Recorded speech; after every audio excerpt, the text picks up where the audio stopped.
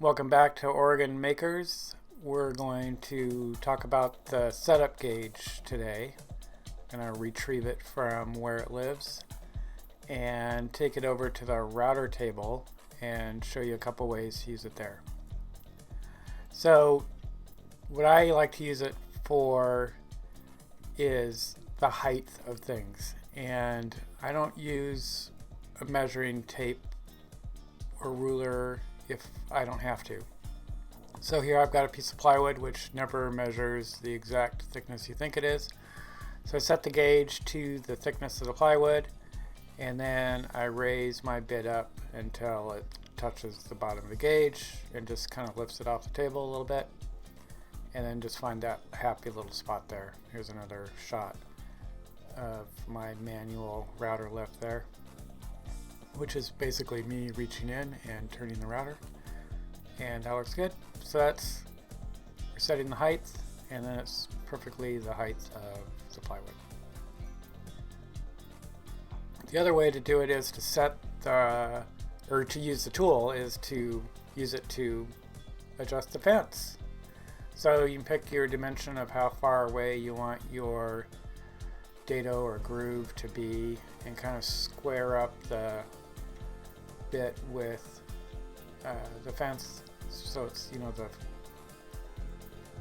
the widest part is far enough away. You can see me turn the bit a little bit to find that spot, and just kind of double checking that I'm at that spot,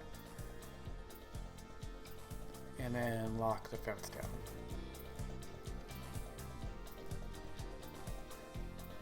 So this also works on a handheld router, and actually works pretty well on mine because I have a clear base on it with kind of a large hole in the middle so I can see what I'm doing. And if you have the setup blocks and stuff, you're trying to, it's hard. I never use the setup blocks because I have this little tool. It just makes it so much easier to dial in your height. There it is, checking it with the plywood. Table saw, pretty simple. Adjust the height of the blade, works out really well. Just run the saw up, make sure the tooth is at the top dead center. That's why I'm kind of rubbing it with my finger, just want to make contact with it. And of course, do this when the tools are unplugged, don't do it with this plugged in. So here's how I use it for layout. If I wanted to center this piece of the blonder piece of wood on there, I'm going to measure the two pieces, subtract one from the other and divide by 2, and I'm going to set the gauge to that number. Then I'm just going to line it up and check the other side, and that's how you center pieces. The other good way to use this for measuring is, in this example, I want to screw the plywood to this other board. So I'm going to find the center of the plywood. I'm just going to do that by eye. It's pretty easy to do once I figure out how to hold the tool correctly. Just line it up to the center of the ply and tighten it down.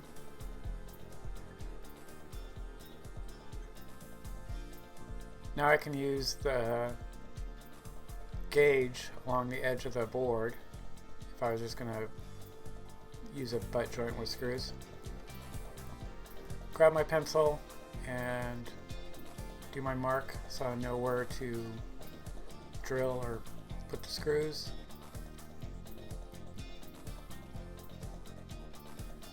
And then you'll see that it lines up right in the center. So it kind of takes guesswork out of where to put the screws. And then having your screws uniformly down the board always looks so much better, even if you're doing shop furniture. Alright, so now how to measure it for depth. Just loosen the knob and set it on the board. Boom. Depth's measured. Don't even need to know. But if you do need to know what the measurement is, you can drop the ruler down the edge until it bottoms out. and there's a little brass guide that holds the ruler straight, and then now you have the measurement. So let's take it apart.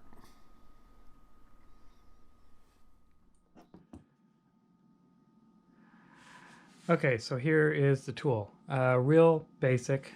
It's rosewood and brass and a ruler. So this little knob will tighten the depth gauge, maybe we'll call it, and then kind of flattens out, and it's brass on the bottom as well. The ruler is held in with a rare earth magnet, and then the brass here kind of holds the ruler in line, so when you do go to measure for depths and stuff, it keeps it square. Then on the top there is this channel that kind of it rides in, and that's just a friction fit. So I'll take it apart here. It's a little knurled knob and a washer, and then this little brass insert kind of protects it from going up and down.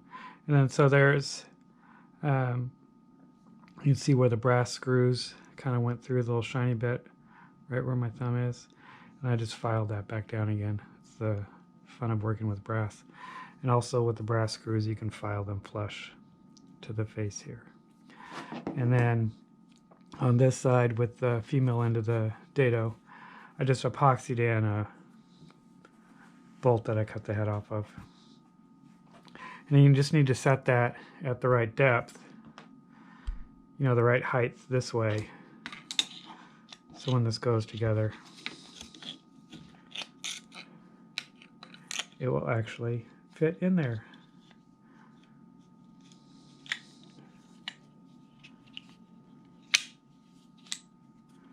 So it's a pretty tight fit.